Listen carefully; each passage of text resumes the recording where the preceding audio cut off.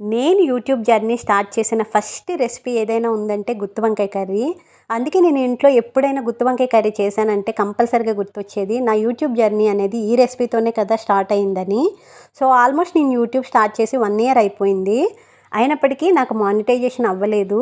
అయినా కూడా ప్రతిరోజు నేను ఏదో ఒక వీడియో అనేది అప్లోడ్ చేస్తున్నాను. ఎందుకంటే ప్రయత్నం అనేది ఉండాలి కదా. సో నేను అందుకే రెసిపీ కానీ లేకపోతే ఏదో ఒక షార్ట్ వీడియో కానీ పెడుతూనే ఉన్నాను.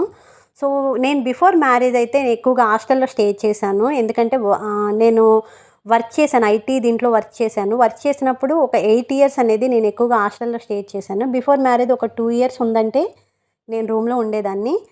రూమ్లో ఉన్నప్పటికీ కూడా మా రూమ్మేట్సే వంట చేసుకునేవాళ్ళు కాబట్టి నాకు బర్డెన్ ఉండేది కాదు.